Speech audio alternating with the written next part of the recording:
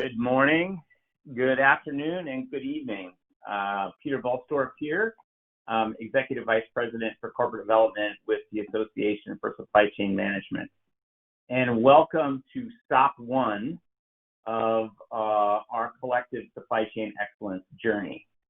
So for those of you that have worked with me before, you know that I am very much an engagement person. I like to see the whites of people's eyes and see if they're smiling, laughing, or checking what to buy in Walmart.com. So this is, while I've had to get accustomed to these Zoom and go-to meetings, not my preference. So what I'm going to imagine is all of you are sitting in my office and you're all smiling.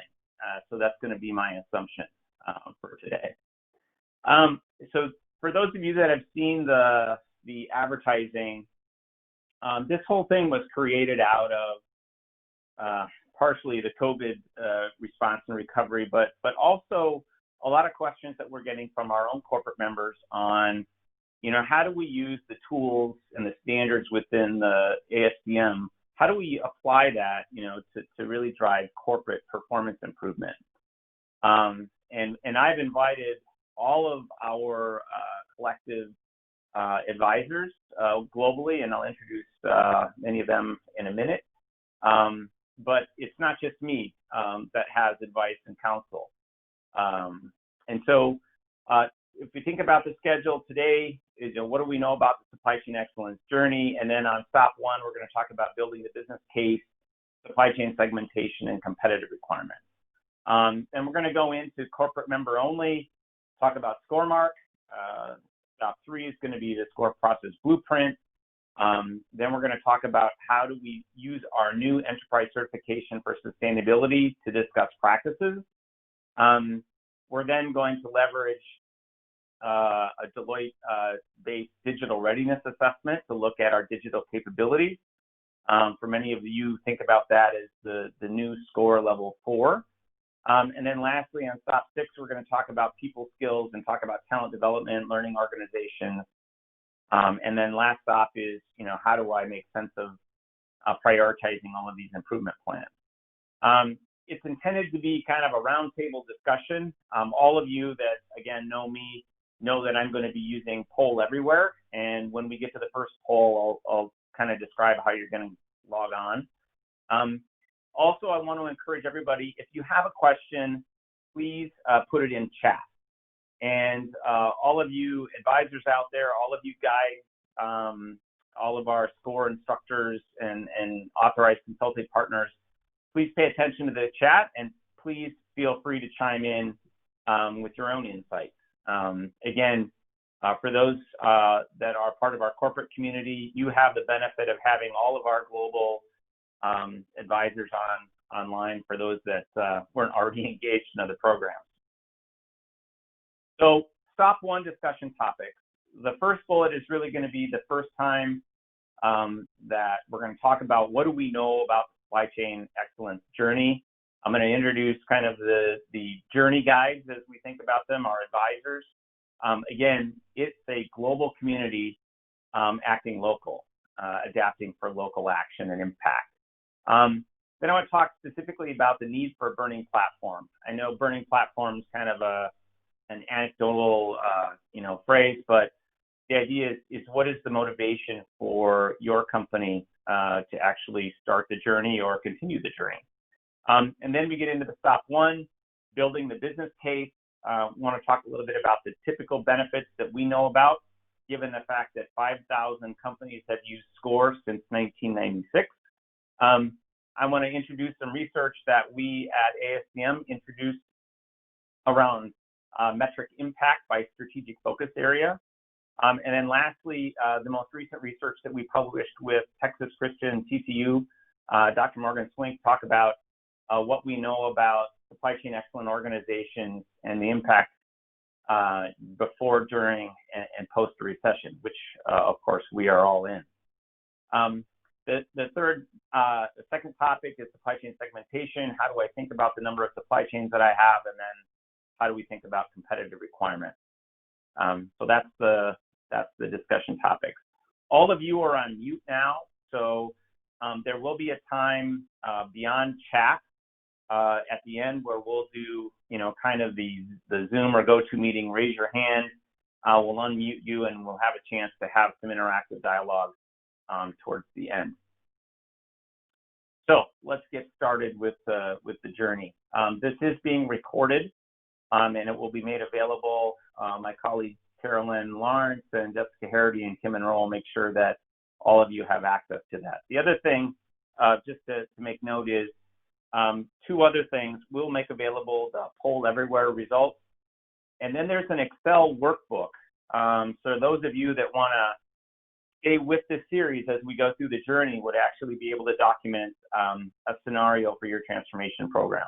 So you'll also have that spreadsheet workbook coming at you. So what do we know about the journey? So let's talk a little bit about SCOR. So at ASDM, all of our supply chain transformations are powered by SCOR. And again, it is the global standard for defining high-performance supply chains. For those of you that know, SCOR is the plan, source, make, deliver, return, and enable from supplier to customer's customer. This works across industries, and it works the same now as it did before. Now, one of the cool things that we did in released in this last December was we introduced the SCOR digital standard. So those of you that have attended a SCOR workshop in the past, and you've been able to cart home those, the 1,000 pages, 2 volumes, we've consolidated all that and upgraded that into an HTML platform now called the SCOR digital standard. Again, all of you that are either professional or corporate members have access to this. But as you can see, if you click on plan, you have plan supply chain. You can see on the right the definitions, and if I click on the level 3, you can then see all of the details around the processes. I am not going to go through SCOR training today. I just wanted to make available that all of the things that you know and love about SCOR is now online and available digitally. It also works great on a phone. It just gets narrower with time. So let me go back to that one.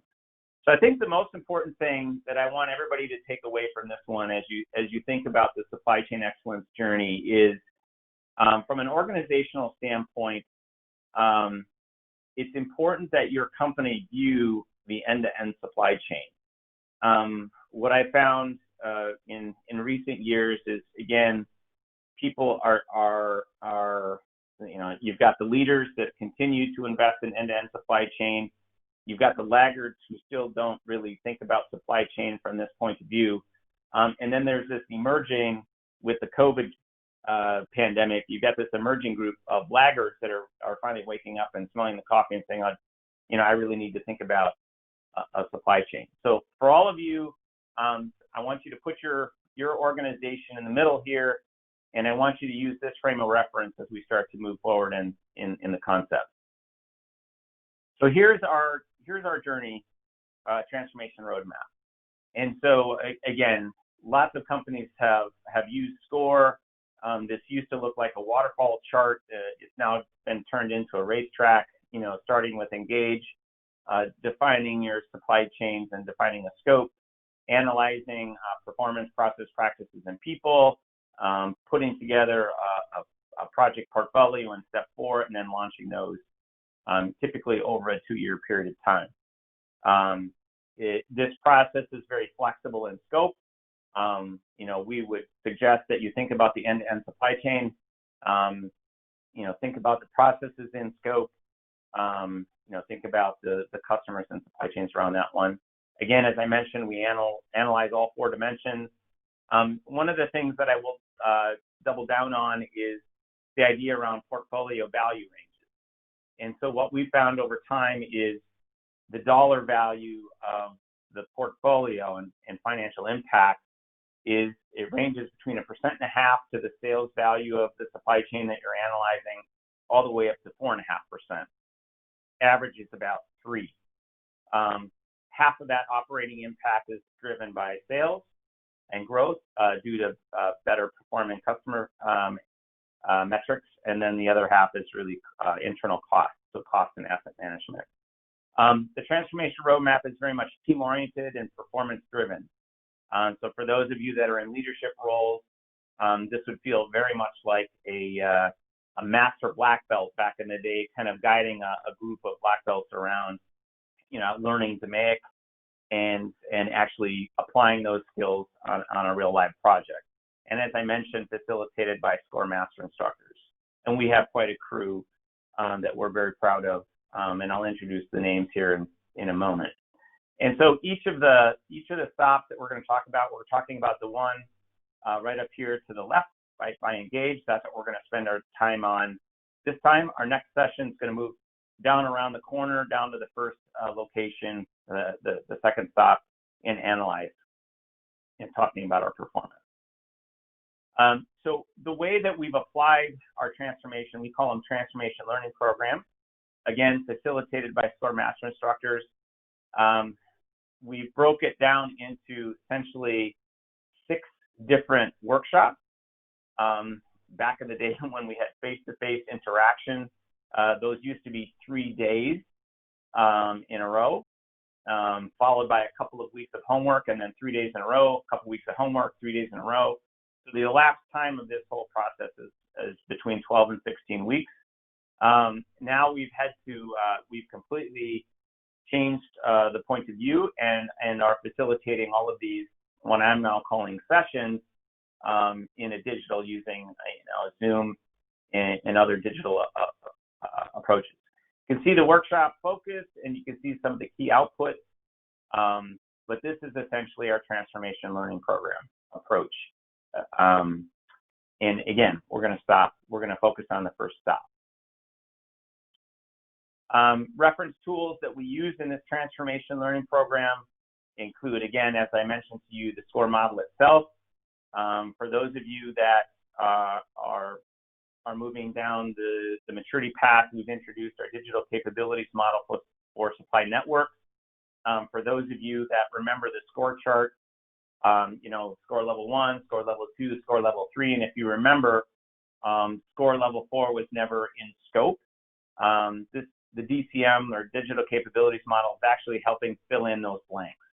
How do we think about process blueprints and process libraries around synchronized planning, connected customer, smart ops, intelligent supply, digital development, and dynamic fulfillment? The SCOR app is free, downloadable either on Google Play or the App Store. Again, handy dandy. The other one is, of course, the SCOR digital standard is also available. SCOR P is still our current platform for certification for the SCOR model. And then those of you from a reference standpoint, I'm going to refer to the book, the Supply Chain Excellence book. This particular 3rd edition really focuses on how do I make better use of my technology, and it seems just as applicable today as it did when it was first released. So there's a kind of reference tool.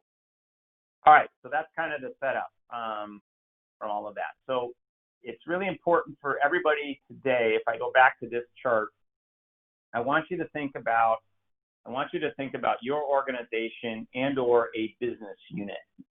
Now, if you're a service provider, a third-party logistics provider, or you're a consultant, think of a client where you would be able to apply this, within their context. Let's pretend that you're the navigator. But it's really important for all of you out there. So there's 700 and some of you that have registered. So let's pick your supply chain or pick your business unit. Just keep that in mind. As I mentioned to you, our SCOR instructors and consulting partners really have a global view. So we have every major geography covered as part of that. And the ones in bold, I know right now, just based on, kind of the projects that we're working on, are actively engaged in current programs.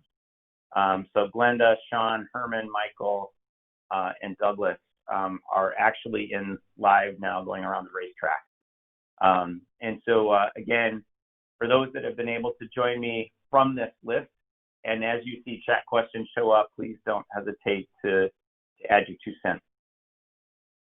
All right, so let's get into the feature part of stop 1, business case, supply chain segmentation, and competitive requirements.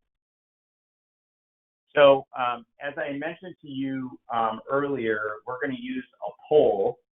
So right now, if you'd want to open a separate window or a separate browser window, and you're going to go, eventually you're going to go to pollev, pollev.com/ASTM.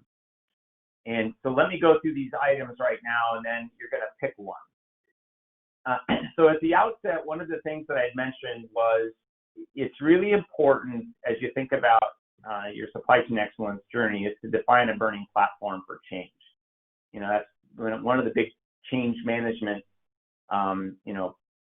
principles is you've got to be motivated to change. And then that's a big difference between, laggards that still aren't, sure what they're going to do relative to supply chain, and those laggards that are actually waking up and saying, hey, COVID really did screw our business up. And if we don't make some changes to our supply chain, we're probably not going to survive the next round. So motivation is the most important. Let me just go through, these are the most common. So if you think about, I've been doing this since 2002. I have had the opportunity to kind of work through or mentor 150 different projects, again, going around the racetrack. And collectively, this is, up till, 2 weeks ago, this is kind of the list of motivations across those 150. So the first one is the lack of and I inserted digital technology investment or capability plan. In search of return on investment for installed technology investments, and that could be system technology or robotics or any of the technology investments. Business and supply chain strategy misalignment, so people are motivated to start a journey to really align those two things. This fourth one is a continuous improvement program that does not develop strategic portfolios. So it's kind of, the most number of projects win. And then for each project, there's usually not a balance between customer and internal goals. A lot of times when you think about continuous improvement, the focus is on how do I take costs out. And, as we've learned through the COVID situation, agility is by far, a rising competitive advantage as opposed to just pure cost out. Everybody has issues with sales and operations planning or IDP or whatever the new nomenclature is, and I'll talk a little bit about that. And the next motivation is competitive challenges as a laggard in your company's industry. So if you've never benchmarked, you should. And for those of you that have benchmarked sometime in the last 3 years, if you're in a below parity situation, the question is, what are you doing about it? This next motivation is how do we shift corporate culture from analog to digital? So there's a lot there. So how do you start using AI and cognitive machine learning tools next to people? That could include robotics. It can include agents on a computer, etc. How do we use more of our existing technology? So again, this is a corollary or a predecessor to the digital investment plan. So what we find is about 30% of the functionality that you own today actually is getting used. So there's this latent return on investment that you can make just by, standardizing process and using current functionality. Mergers and acquisitions are another motivation.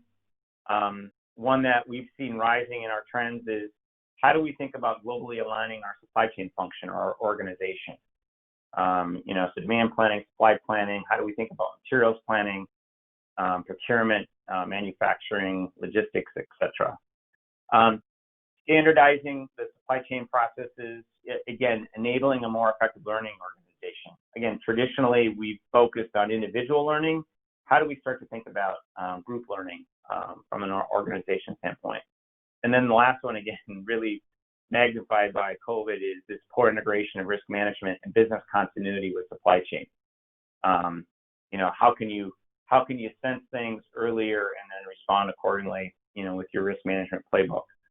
So what I'd like you to do on the poll, I'm going to get out of the PowerPoint now, and I'm going to go to the poll. And the poll has been active. And so, perfect, there it is. So this gives you a sense by percentage of the audience, which is the one single business and supply chain misalignment. So this would be kind of the priority from this listening audience. I'm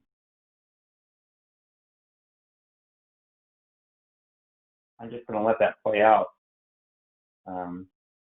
So you've got really the top two are the strategy misalignment. So that's going to be your motivation. And then followed secondarily by the standardization of process to enable a learning organization. Third place is the digital technology investment plan. Great.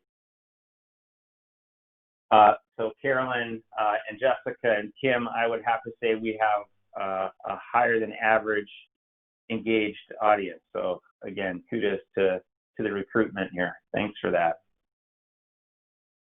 I'm going to let this play out just a few more minutes. I'm going to leave it at this poll, so please feel free to continue to enter your results. All right, I'm going to shift back now. So each of you remember your response, right? So we're going to need that for our last exercise. So again, thinking back to the racetrack, when we get all the way around to step 5 and you've actually implemented something, right? So you've built organizational support, you've defined your supply chain scope, you've done the analysis of performance, process, practices, and people, you've prioritized your portfolio, and you've implemented something. These are the typical results that we see for transformation learning programs. We see certainly your implementation of systems is 30% faster. Again, using common language, common process.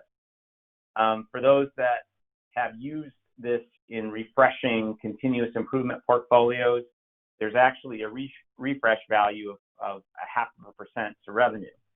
And we'll talk a little bit about that when we do our calculation at the end here.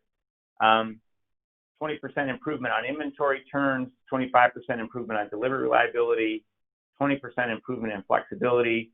And then the one that I'll, again, reiterate on is this idea around maximum share growth. So especially in recessionary or disruption times, having a supply chain excellent organization actually allows you to move up the rank in your market share. Again, macro rank in the upper quartile. We talked a little bit about the operating income and then competitors, and then the SCOR usage. So again, this is an important chart for those of you that are thinking about getting started with your supply chain excellence journey. Everybody's going to ask, great, this sounds super, but what am I going to get out of it? So this would be one of those slides that we can use to kind of frame that out. A second one that we can use to frame that out is if I were to look and double click on the portfolio itself. This chart, though it looks simple, actually took 12 years to make. So we took 90 SCOR-based transformation programs from 30 companies across 6 industries over a 12-year span. So that means they ran around the racetrack and implemented those results multiple times. And so we looked at normalizing what those project portfolios look like across companies. And this is the list on the left. So when you look at the 12 things, you've got demand management and forecasting, supply management practices, ERP and advanced planning system utilization, so it's just using your system better, data integrity, supplier flexibility, this notion of integrating product lifecycle management to optimize the product portfolio itself, this integrated sales and ops and tactical planning. So that's not only S&OP, but it's also that tactical planning, at 12 weeks. The network itself, order management discipline, returns, inventory control practices, and then last, manufacturing flow, which is kind of like lean. So I think the important part of this chart is we actually kept track, and the X, if you think about reading this by row, the X indicated which metrics that particular program impacted.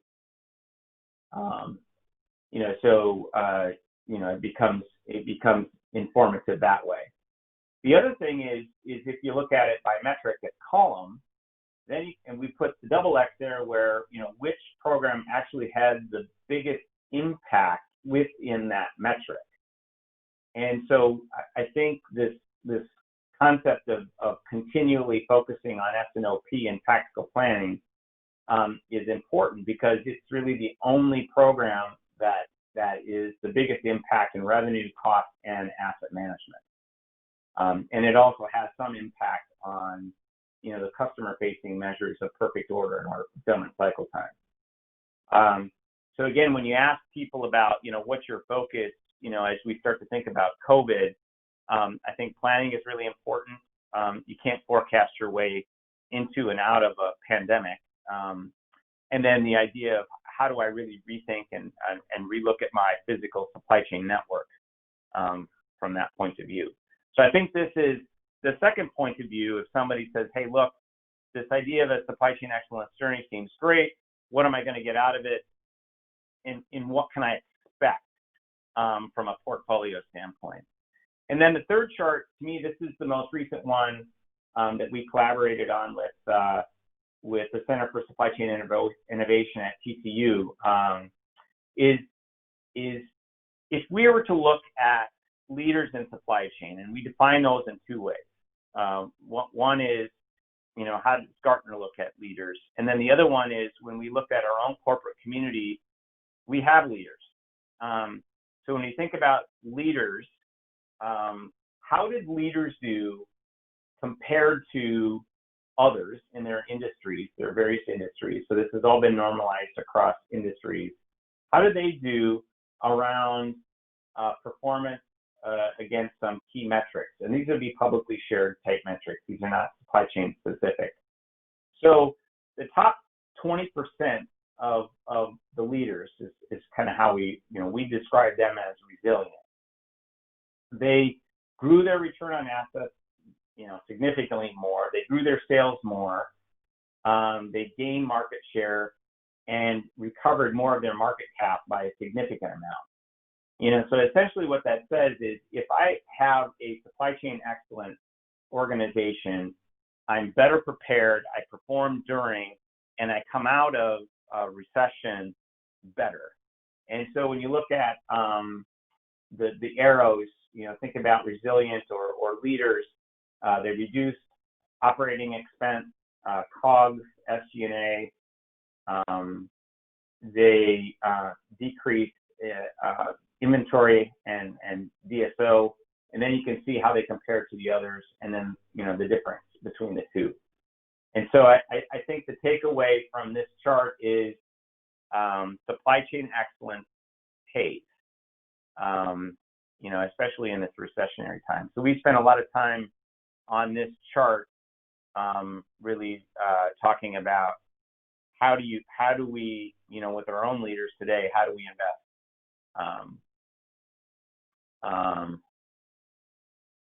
So I'm just looking right now. So Carolyn and Jessica, if you could just kind of note the question. So I want to reinforce for questions, please use the chat. We will collectively get to those questions here at the end. So, all right. So we've talked again. If I go back, there's we have our burning platform.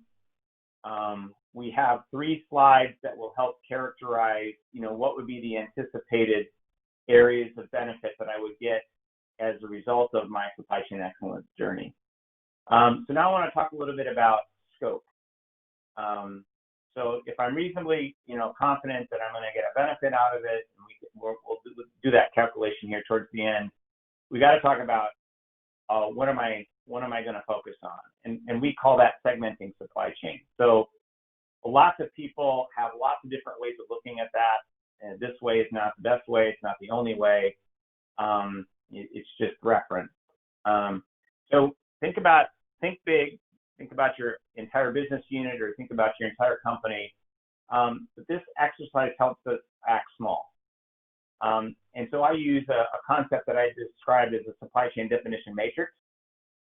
The matrix itself could be a global, or it could be a regional matrix, or a country specific. And then within the matrix, the columns are defined by customer groups, or markets, or channels that generate revenue. So columns are revenue. The rows are defined by products, or product groups, or business lines that have items and generate cost. A supply chain, or NX, the intersection of a row and a column, is what we call a supply chain. It's where a product is sold to a customer. Underneath that X, depending on the maturity of your data analytics, we can understand, what's the volume of that supply chain, what's the revenue, what's the margin, what's the operating model, or any other strategic criteria around that supply chain. My tip is a great source for this draft data could either be your product or customer hierarchy, which you've had to define as part of your system, or annual reports. At a high level, everybody reports revenue and cost at a high level. So in your mind, what I'd like you to think through from a working standpoint is in the upper left, and by the way, this is a workbook that you're going to get from our team after this session. So on the very first tab, you're going to see this particular grid. So for now, think about the business unit or the organization in the upper left. I want you to think about the customer groups or channels like retail, industrial, government, perhaps direct. So think about the different major segments of who you sell to. And then on the rows, think about, here are the major product families or products that I sell. Starting at the highest level and working down. Common question that I get all the time is, how many supply chains should I have? And my advice is always to say, start with the fewest possible that get that, the differences. So again, I always start at your highest level of customer groups, and I always start at your highest level of product families. And if that doesn't get down to differentiating the supply chains, then go to the next level for each one of those. So that's supply chain segmentation. So let me move to the next concept, and we're going to talk about competitive requirements here, and then we're going to do another poll. In order to talk about competitive requirements, I need to take you and review this concept of SCOR performance attributes. Again, SCOR is broken into 2 major buckets, customer-facing and internal-facing. Within the customer-facing ones, you've got delivery reliability, so on time and complete or perfect order fulfillment. You've got responsiveness, which is the brother or sister to the reliability. It's really how fast am I getting my products to my customer. And then the third one, which is actually rising in importance, especially with COVID, is the ability to respond to changes in the market. And so my favorite one within this category is upside supply chain flexibility. And essentially, we define that as kind of the number of days it takes me to respond to unplanned demand. So 20% has been a very common number, but those fluctuate. A good way to think about this is if you take any product, you go into the master data and you stack the lead times, plan, source, make, deliver, that'll give you a sense of what that number is. Agility is probably the most strategic because it involves moving your source around. And I saw there was a question talking about risk mitigation if you're 90% dependent on a single geographic vendor. One of the things that we've seen, especially within COVID, is, as I think about demand and supply together, how do I actually introduce alternative supply chain networks that maybe there's a low-cost one and maybe there's a more agile one. But for sure, everybody is looking at how do I dual source and not become so dependent on one source of supply, even if it costs me a little bit more. The two internal measures, total supply chain management cost. Again, it's the cost around the supply chain, and then asset. The most common there is cash to cash. So within this one of the competitive requirement exercises that we do is to talk about aligning business and supply chain strategy. Is of these attributes, which attribute from a competitive advantage standpoint is going to position me ahead of everybody else? Where do I want to be best in class? Where do I want to be the North Star? And you get you get one of those attribute categories to be able to pick that one. Then there's two where it says these are, from a strategy standpoint, these are two where I want to be better than average, better than my competitors.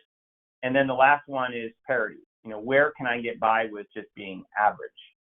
And again, so if you go back to your supply chain definition matrix, your segmentation, I've got a sample graphic on the right, is for each column, what is the competitive profile? What are my competitive requirements for that particular one? And so you can see in this particular example, a retail supply chain has different competitive requirements potentially than an industrial one. And it may be different than, again, for direct, and it may be different again for government.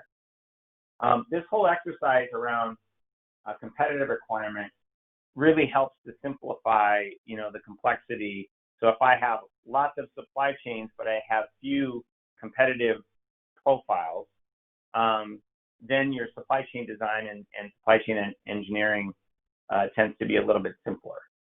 So again, this whole exercise requires cross-functional alignment and is the key ingredient to aligning business strategy and supply chain strategy. And I'm quite sure I've got colleagues of mine on the line right now that could spend, the better part of 2 days talking about how all of that actually occurs. One interesting note as you're going through the racetrack, a lot of times when you look at the project team or the design team of supply chain people, they have one point of view, but it's really interesting to see what leaders think. And then if you go outside the supply chain community, what business leaders think.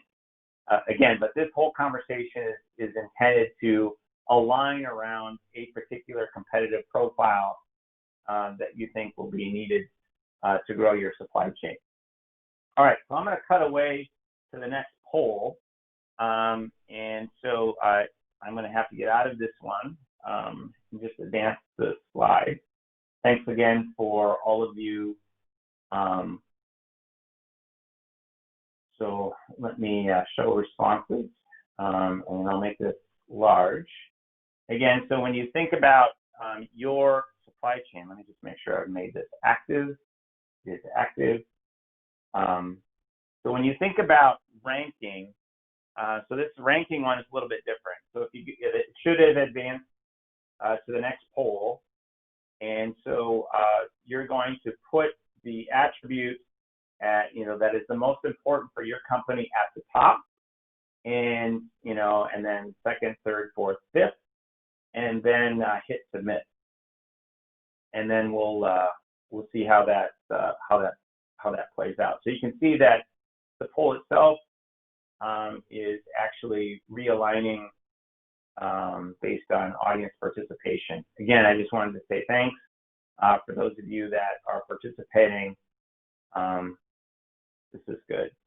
So it looks like the ranking is about the same as how we've listed it. So reliability and responsiveness, agility. So we've got a very heavy customer-facing audience.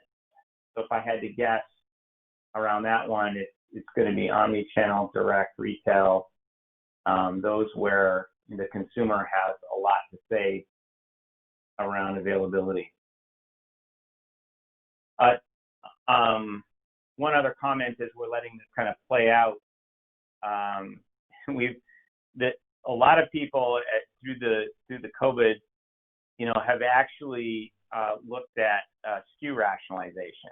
So I'm guessing when I say that phrase, everybody's either chuckling or pulling your hair out, one of the two. So I'll use toilet paper as an example because it seems to be the easiest one. So if you think about before COVID, the consumer drove a lot about variation and a lot about, things, I want it just the way I want it. So I don't want a 4-pack, I want a 5-pack. I want it this color versus that color. I want it this softness versus that one. So it was interesting to watch the consumer behavior change from I want this exact type of configuration to I just need something on the shelf. And I think a lot of companies in that supply chain excellence group, especially working with their product lifecycle folks, were able to identify those periphery SKUs that, again, they've known all along that, while the customer might have wanted them, they were not productive. And so now with a reduced SKU set, they're able to make things more efficient, put things back on the shelf, and the customer's happy again. So again, my point there is it's all about perspective. So it looks like this group is very much aligned with a customer-facing competitive profile. Great. All right. So I'm going to cut back away. And we're going to talk a little bit about business calculation. So this is the big finish for this stop one. And so I'm going to need everybody to participate with me on this one, and then we have a final poll, and then we'll do some questions. The easiest way for us to do a business case calculation for a transformation learning program is the following. So pick a supply chain from the segmentation exercise. So let's imagine that even if it was imaginary, let's imagine you filled out this grid. You're going to pick an X or you're going to pick a group of X's.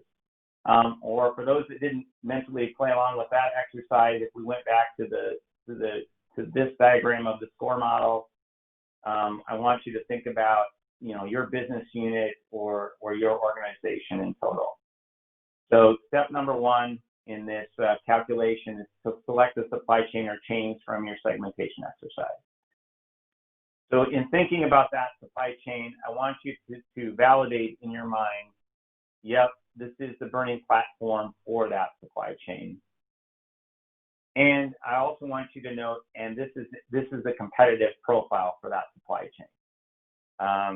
So as you're building a sentence, you're saying, this is the supply chain we're going to focus on. Here's our burning platform, and here's our competitive requirement, and we've got some performance gaps. Step 4 then is if you take the revenue value of the supply chain that you pick, let's just say it's $100 million worth of revenue runs through that supply chain, multiply that times 0.005. So that's going to be in $1 million, that's going to be $500,000. That calculation is a really, really conservative improvement value. As I mentioned to everybody earlier, 3% is the average.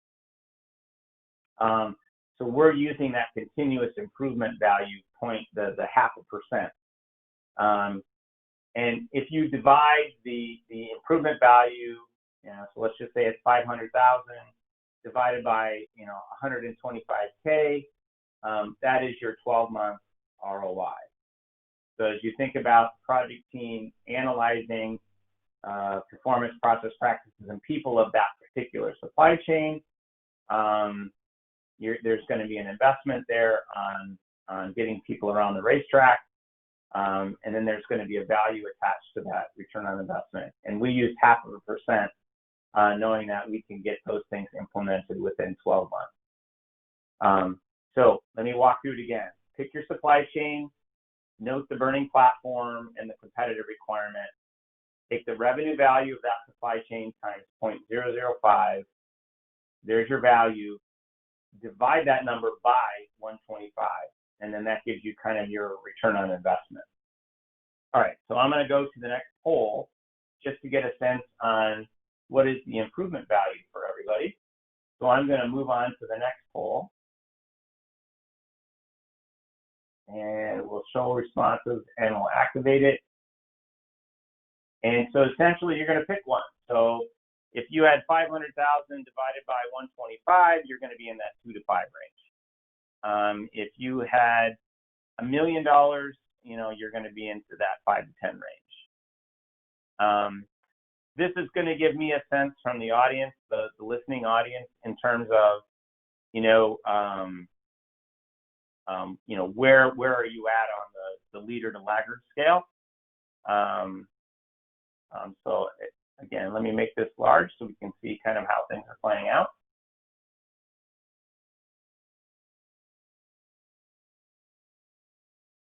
So 2 to 5. All right.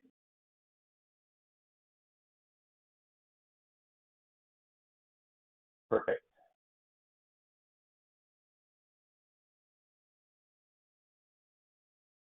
All right, I'm going to continue to play that out, and then we're going to go to questions. All right, so I'm going to need some help. We've got a number of you online, and so for those of you who know how to do that, there is a raise your hand indicator next to your name. So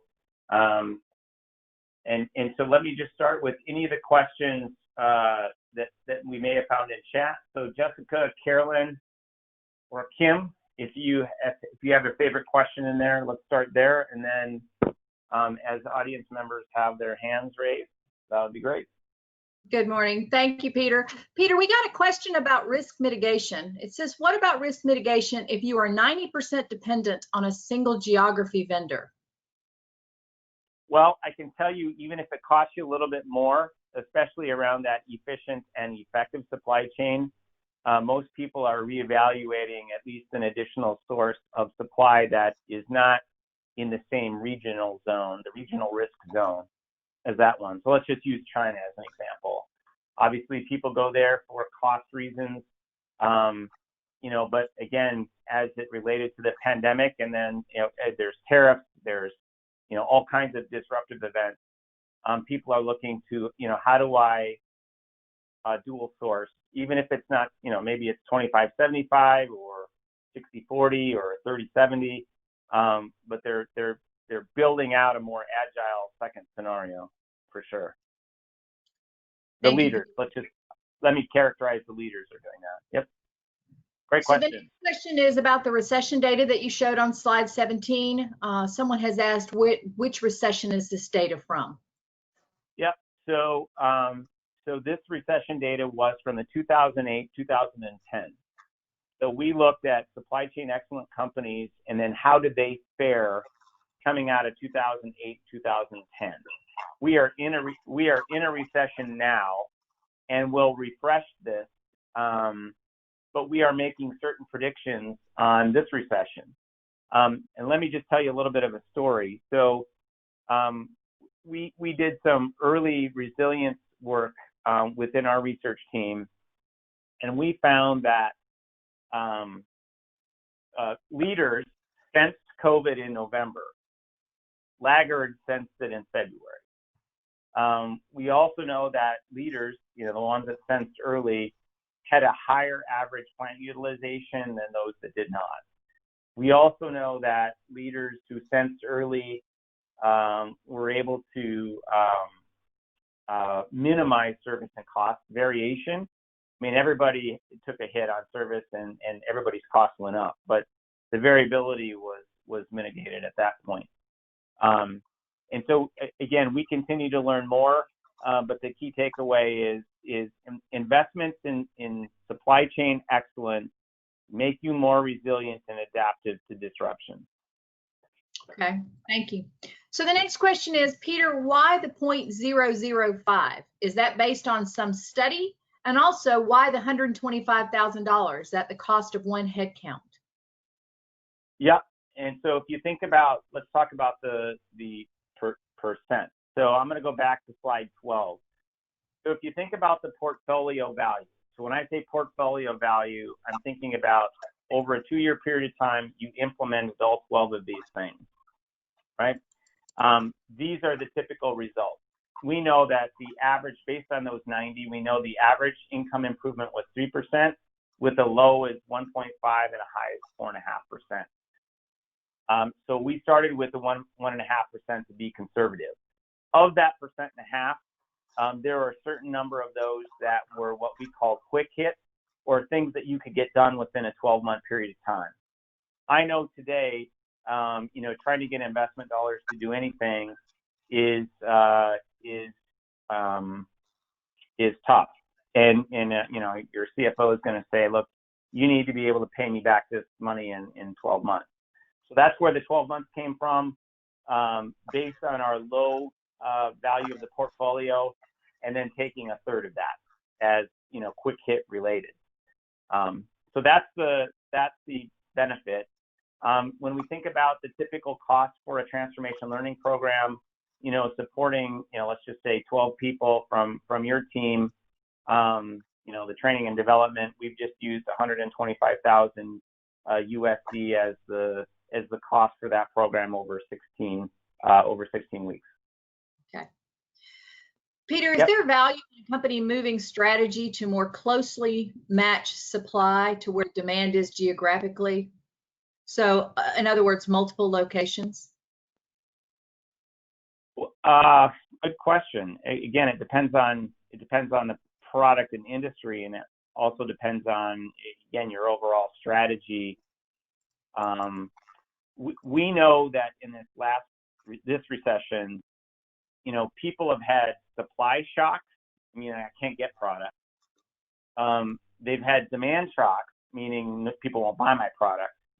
And then they've had internal, what I'll call capacity, both HR, people are sick and they can't come to work, as well as, overall, capacity shocks.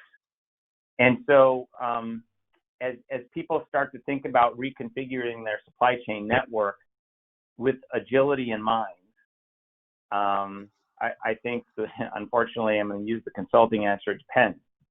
And we have to look at, what are you trying to achieve?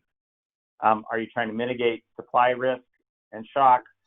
Are you trying to look for alternative products so that if this happens again, I can make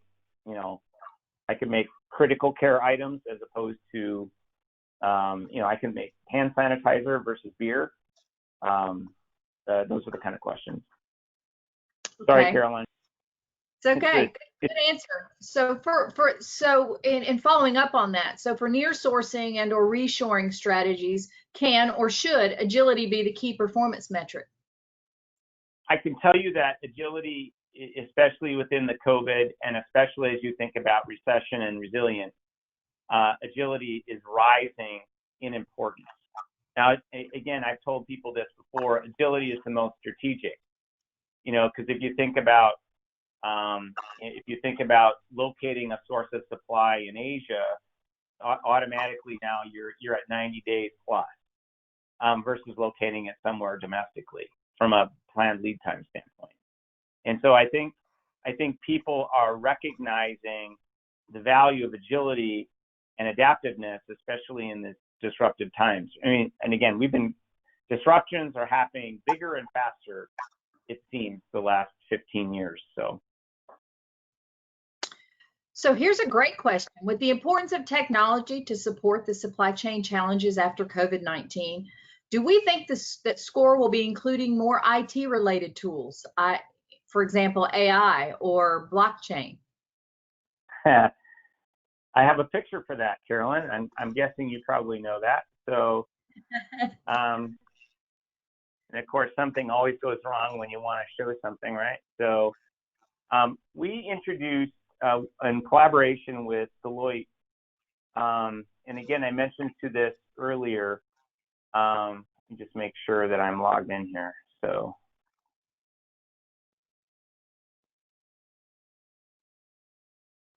not yet. So we introduced the digital capabilities model for two reasons. One is SCOR has always been missing this level 4 set of processes. You know, again, for those of you that remember kind of the 3-level chart, you know, 4 was always out of scope. And what we found is you really can't implement SCOR unless you have, you know, level 4 processes. The other thing is everybody has a digital transformation roadmap. And, you know, so the question is how do we start to think differently about supply networks, you know, asynchronous supply chains versus synchronized. And so we introduced the digital capabilities model to be able to support the build out of level 4 processes and address some of the digital gaps in SCOR. So for example, synchronized planning has, you know, as a capability has 6 level 2 capabilities: product lifecycle planning, supply network design, intelligent demand management, responsive supply management, dynamic flow optimization, and enterprise plan reconciliation. And so as we continue to roll this out, we just launched this last fall, we would see this is the tool set that you would use to be able to integrate digital capabilities at level 4 into SCOR. Great. Well, Peter, we appreciate your time this morning. We are getting very close to the end of our time. We do know that there are a few more questions that have been submitted, so please know that we will make certain that everyone gets an answer to their question, but we're very sensitive and to everybody's time constraints. So any parting words, Peter? I do. So as I'm looking at this last poll, 60% of you believe that there's a return on investment focusing a transformation learning program at one of your supply chains or a group of your supply chain. So 3 things. One is, please stay with this journey. We're going to continue to go around the racetrack. In subsequent stops, we're going to include some of our other global advisors as part of the conversation. So my first thing is I would encourage you to stay with the journey, right? You're going to get this, you know, as part of that one. The second is if you want to know more about how can I learn more with my company, we've actually organized, you know, kind of a 3-hour leadership in a supply chain excellence organization virtual webinar, I guess I'll call it, that I facilitate. Please don't hesitate to reach out to me. I would love to plan and organize one of these with you and your key stakeholders in your company. And then the third thing I would leave for the audience is, you know, it is a journey. You know, so it doesn't really matter where you start. You're going to go around the whole loop, you know, but let's just get started. Because again, I think we see leaders continue to invest. We see the laggards that are waking up and getting going. And then there's still the, you know, a group of folks that, you know, haven't sorted out that there's a problem. So with that, Carolyn, back to you. Well, thank you. And thank everyone for attending today. We appreciate it. And we look forward to continuing this conversation. We will be conducting follow-on sessions for those persons who are members of our corporate member companies. If your company is not a corporate member at this time, please feel free to reach out to us at corporatemembership@ascm.org, and we'll be happy to assist you. Thanks, everybody. Yeah, thanks. Cheers. Bye.